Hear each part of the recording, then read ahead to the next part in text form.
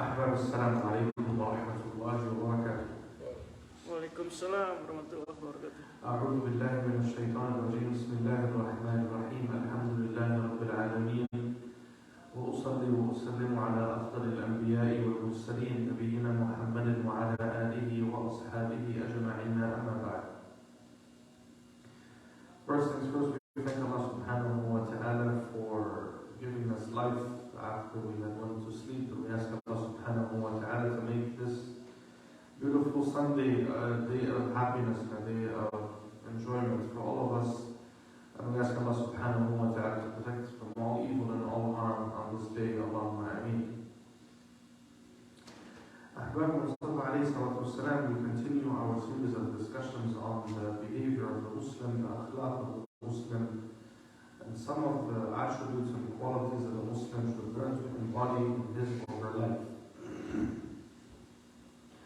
Today, inshallah, we go to the book of Allah subhanahu wa ta'ala, and we find that Allah subhanahu wa ta'ala in His Quran, there is a passage of ayat at the beginning of Surah Al-Mu'minun, where Allah subhanahu wa ta'ala describes the believers. And there are a couple of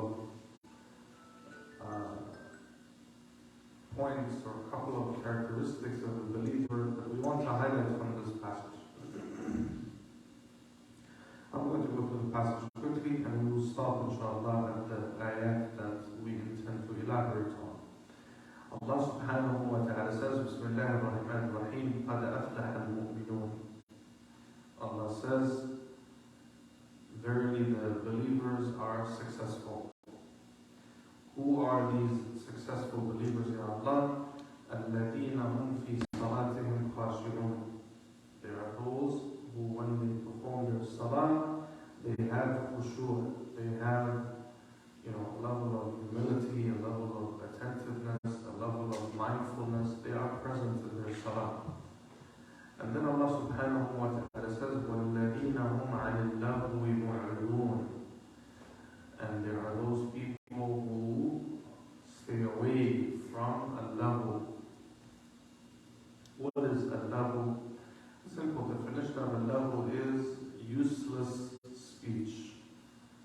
Any speech or any type of discussion that is useless and not beneficial. So from the characteristics and from the qualities of the believer that Allah subhanahu wa ta'ala lists is that they avoid al-lahu, they avoid this useless form of talk, this useless form of discussion. And under this umbrella there is a lot of things that we can take into consideration. And it's not easy. This is not something that we're claiming we have mastered.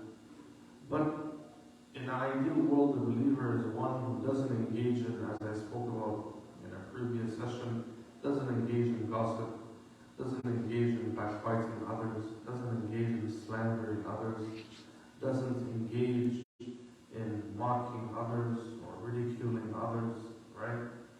And it's something that Allah subhanahu wa ta'ala makes as an attribute or a description of the believers.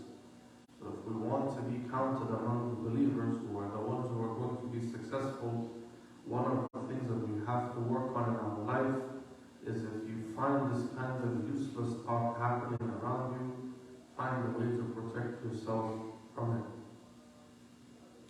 And there are many ways that you can do this. One approach is, to remind the people and to advise them to stop. But this is not for everyone, right?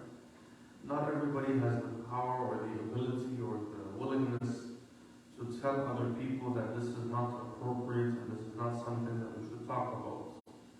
Here's a simple example. My name is Umar. We have a friend named Ahmed and another friend named Muhammad. Muhammad is not here, but me and Ahmed are sitting together, and Ahmed wants to talk about Muhammad in a very, bad way. The optimal solution is that I remind Ahmed that this is not a good idea. You shouldn't talk about Muhammad like that. Why are you slandering him? Why are you talking about him negatively? This is one way of dealing with the situation. But not everybody is able to do that. So what you in an easy way. I want to change the conversation. Nobody can stop you from changing the conversation. If Ahmed wants to talk about Muhammad, change the discussion. Talk about the weather. Talk about sports. Ask him what he's planning to do for the rest of the day. Help him and help yourself to avoid those types of conversations that are harmful. Harmful and destructive for your akhirah, and harmful and destructive for your relationships in this dunya as well. Moving along, Allah subhanahu wa ta'ala says, وَالَّذِينَ هُمْ لِلزَّكَاةِ فَاعِلُونَ. There are those who pay their zakat. وَالَّذِينَ هُمْ لِفُرُوجِهِمْ حَافِظُونَ. There are those who guard and protect their chastity. إِلَّا عَلَى أَزْوَاجِهِمْ أَوْ مَا مَلَكَتْ أَيْمَانُهُمْ فَإِنَّهُمْ غَيْرُ مَلُومِينَ. Except with their wives and those who they are allowed to have relationships with. فَمَنِ ابْتَغَى وَرَاءَ ذَلِكَ فَأُولَٰئِكَ هُمُ الْعَادُونَ وَالَّذِينَ هُمْ لِأَمَانَاتِهِمْ وَعَهْدِهِمْ رَاعُونَ. There are those people who fulfill their oaths and their promises. And again, this is from the important qualities of the believer. From the qualities of the believer is that if he commits to something, he fulfills it. If he promises something, he fulfills his promise or her promise. It's part of the khuluq of the Muslim. It's part of the behavior of the Muslim. The Muslim should be known as somebody who fulfills their promises, as somebody who you can count on their word, right? Something I should ask myself, and you should ask yourself, will the people in our life describe us as reliable and dependable? Or would they say this is somebody, if he promises you something, don't take it seriously. Don't ever expect that he will come through, right? And this is something that we can take to mind on many different levels, right? The easy one, the simple one, where many times the promises are not kept or the significance of the promise is undervalued, is with the family. And I've spoken about this before. So the parents want the kids to calm down, they tell them, relax, calm down, we'll take you to Wonderland on the weekend. When the weekend comes to the moment, we're very busy, we have many other things to do. Then why did you tell the kids that you will take them to Wonderland? There was no need to promise them and to commit to something with them that you had no intention of fulfilling. By the way, psychologists, they tell us, and I can't remember if we touched on this before or not, but children don't have the ability to conceive or to imagine that somebody is deceiving them or not going to fulfill what they said. When you tell your child that I will get something for you, you tell your child, for example, that I'll get you ice cream today after we leave the masjid. The child doesn't imagine, doesn't cross their mind that my dad or my mom is lying. You might say, I'm not lying, I'm just trying to move with the program and get on with things. But the kid takes it to heart and they believe that now they're going to get ice cream after leaving from the masjid. And you not fulfilling that commitment that you made to your child really, messes with their understanding of the world around them and relationships around them. And it has an effect on how they perceive what people say and what trust they have in information that they receive from other people. So do yourself a favor, do your family members a favor, and be somebody who is able to live up to their promises and fulfill their commitments.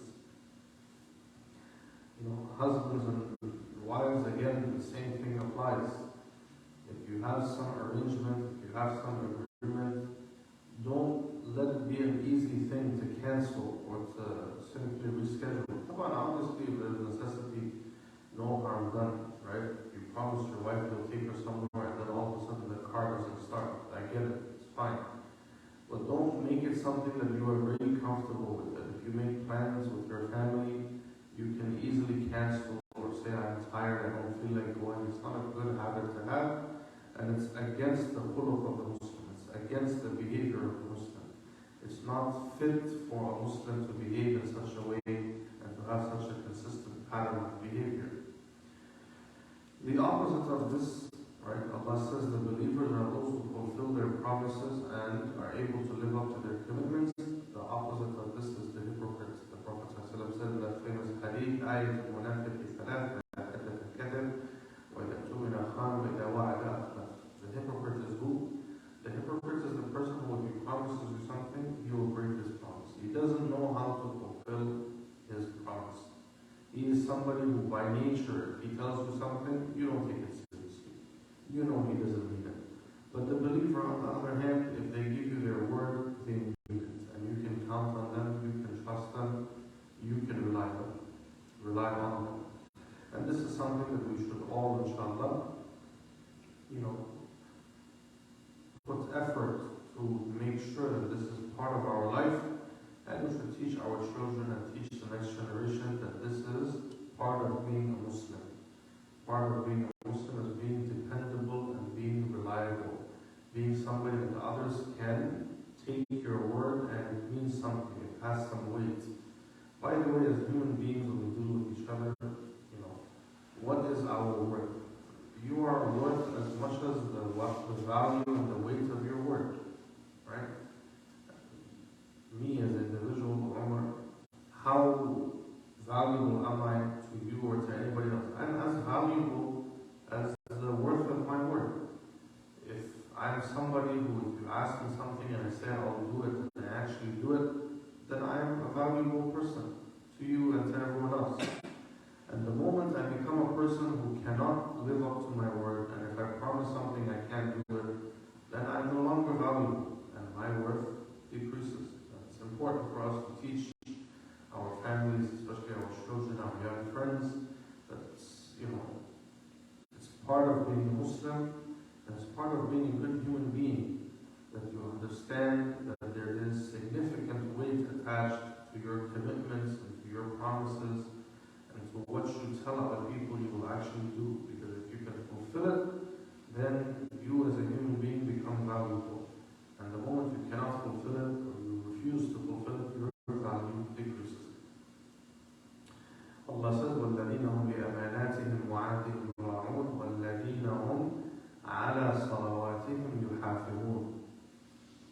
They are those people who they take care of their salah, they guard their salah, meaning they are serious about making their salah regularly, on time, properly, with the right focus, with the right attentiveness. This is who they are.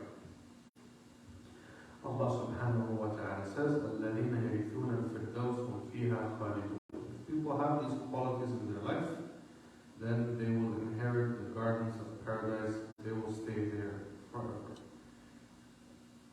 Very quickly, you can see, we went over this in a matter of minutes, but getting into Jannah, gaining the pleasure of Allah is not rocket science. Pray your salah, pay your zakat, make sure you are a person who guards and preserves your chastity. Make sure you are a person who is honest and trustworthy. Make sure you are a person who is reliable and dependable. Make sure you don't involve in useless discussions and in useless talk, especially when the other people's reputation is on the line, right? And if you do all of this, inshallah, you're guaranteed access into Jannah. Then it really isn't difficult, it really isn't rocket science. It just takes a reminder from time to time, and the reminder is beneficial for the believers.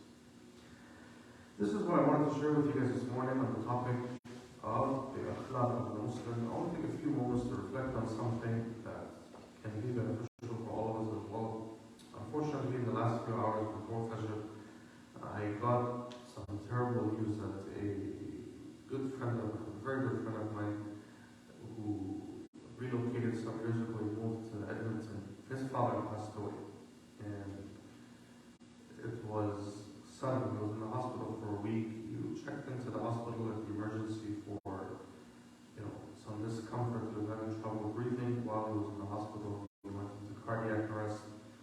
Eventually, they were able to revive him, but he never came back around fully. He ended up in a coma for the better part of a week from last Sunday until a few hours ago, and he passed away. My buddy's a few years younger than me, and his dad is about 60 years old. By our standards and understandings, not that old, right? And he has, his mom is left behind obviously, and he has 3 sisters, 2 of them older than him that are already married, and one of them subhanAllah was scheduled to get married in 2 weeks' time, and they were preparing for the wedding when this happened. Obviously, the most important thing is we make dua, we ask Allah subhanahu wa ta'ala to have mercy on him. The man's name was Zubair, Uncle Zubair. May Allah subhanahu wa ta'ala have mercy on him and open the gates of Jannah for him. Bring ease and bring relief to the wife and the kids who were left behind, and the grandson was left behind. May Allah subhanahu wa ta'ala protect them and guide them to do what is best for them at all times. We beg Allah subhanahu wa ta'ala that Uncle Zubair was in all types of pain and suffering for almost a week. We ask Allah subhanahu wa ta'ala to make those experiences a means of forgiveness for his sins, so that he can meet Allah subhanahu wa ta'ala and go directly into Jannah without any hisab and without any adab. Allahumma ameen. The friend of mine, his name was Umar as well, we used to study Quran together in the masjid, play soccer as well for many, many years. And only when we grew up and were old enough did he relocate to Edmonton with his family. But what I wanted to share with you guys, for those of you who are here in the lesson and those of you who are watching at home, it provides a good reminder for all of us. You know, the Prophet ﷺ said famously that anybody needs a reminder, and death is the best reminder. You need somebody to wake you up and remind you to do things the proper way. Death is the one who can remind. And I was talking to my buddy, and obviously I wish I was there with him, but we're not there. And he was explaining to me that, especially from Monday until a few hours ago, seeing his dad in that state where he's not really conscious and he can't see them and he can't talk to them, they can't really talk to him. He was desperate. What he wanted most in this world, obviously there's distance between us, so all that I'm doing is talking to him on the phone and texting. But I can sense from him and I can pick up clearly the sadness and the helplessness at feeling and wanting the opportunity to just talk to his dad again, right? Just to tell him that Umar is a kid who came to this country as a young boy. And his parents were immigrants, and the kids were old enough to be aware that their family left back home and settled in a new country. And he was fully aware of the sacrifices and the effort that his father made to come and raise the family in a new country and make sure they were successful and they had a better life. And in the last week of his father's life, what's on his mind and what's bothering him the most, and I can see how much it's bothering him, is I wish I had a chance to talk to my dad and to say thank you and to tell him I appreciate everything that he's done. He's a big kid now, 25, 26 years old at least, right? But realizing that this parent of mine, this father of mine, did everything that he could selflessly to make sure that we are in a better position today. And sometimes maybe we didn't get a chance to properly appreciate them or to properly tell them that we are grateful for what they did. That was something that really bothered him and really disturbed him. And especially if you are, I don't want to say young or old, but if you're somebody who has your parents still alive, then take the opportunity, take advantage of the opportunity. And even if you don't have your parents alive, if you have your husband or you have your wife or you have your brothers or sisters or your children, whatever the story might be, don't lose the opportunity to appreciate people in your life. Don't lose the opportunity to be kind to people, to appreciate people, to tell them thank you for what you do, to show them a level of gratitude and a sincere form of appreciation for them being a part of your life. Because the reality is, the time will end. Eventually there will be a hard separation. Not a divorce.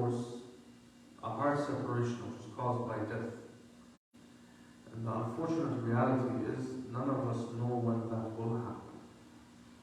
So you cannot predict and imagine that you will have another moment. It may not come tomorrow, it may not come tonight. We never know what will happen in a few minutes' time or in a few seconds' time. Then don't let yourself, all I remind myself before anyone else, don't let yourself end up in a position where for the rest of your life you will regret that I missed the opportunity. Right? SubhanAllah, may Allah protect us, but imagine, and that's why we have to be smart enough, we have to be wise enough to see the bigger picture, right? Sometimes in the family, in the household, we have fights and we have arguments. Over what? I'm not saying we should never have an argument, but we should be smart enough and wise enough to understand that yes, in the moment we can argue, in the moment we can be upset, but get over it. Find a way to move on.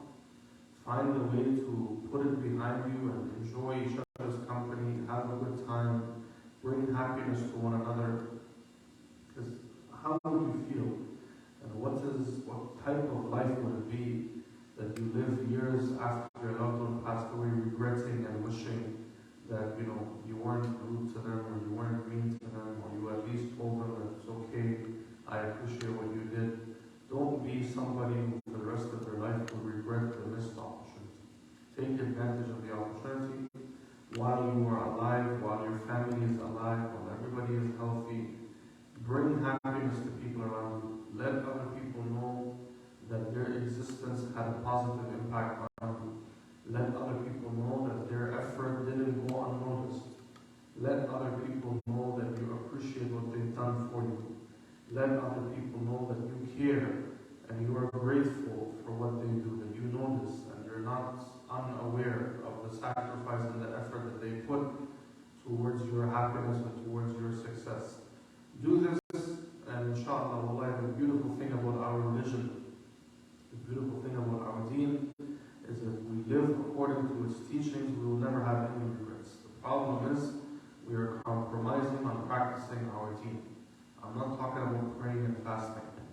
I'm talking about our religion teaches us that we should be, respectful to our elders, that we should be loving and unconditionally kind to our parents, that we should be loving and merciful to our youngsters, that we should be loving and compassionate towards our spouses. This is what our deen teaches us. If you do all of this, then you will have nothing to regret when the time comes. But the problem is we compromise on these teachings of our deen. Sometimes we're not respectful to our parents. Sometimes we're not merciful to the youngsters. Sometimes we're not respectful to our elders. Sometimes we're not compassionate and merciful to our spouses. And when we compromise on these teachings, if something goes wrong, may Allah protect us, then you will live with regret for the rest of your life.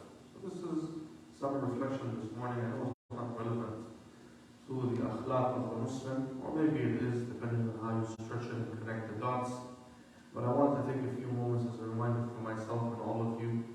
Let's inshallah make it that this morning, Sunday, August 13th, 2023 will be a time, inshallah, when we commit that we will be appreciative and we will, recognize the effort of others in our life, and we will be grateful for what they do to bring happiness, and to bring success, and to bring ease into our life. And let's not miss the opportunity, inshallah, while we are alive and while we are healthy. May Allah subhanahu wa ta'ala keep us all in the best of health, and may He protect us from all sicknesses and all diseases. May He subhanahu wa ta'ala bring happiness to all of our homes, and may He fill our homes with His guidance and with His blessings. May Allah subhanahu wa ta'ala allow us all to enjoy the company of our loved ones in this dunya, and may He allow us all to be gathered with our families in the company of Muhammad ibn Abdullah alayhi salatu wa salam in the highest of Jannah. Jazakumullahu khairan. هذا وصلى الله وسلم وبارك على نبينا محمد. سبحانك اللهم وبحمدك أشهد أن لا إله إلا أنت أستغفرك وأتوب إليك. والسلام عليكم ورحمة الله وبركاته. Waalaikumsalam warahmatullahi wabarakatuh.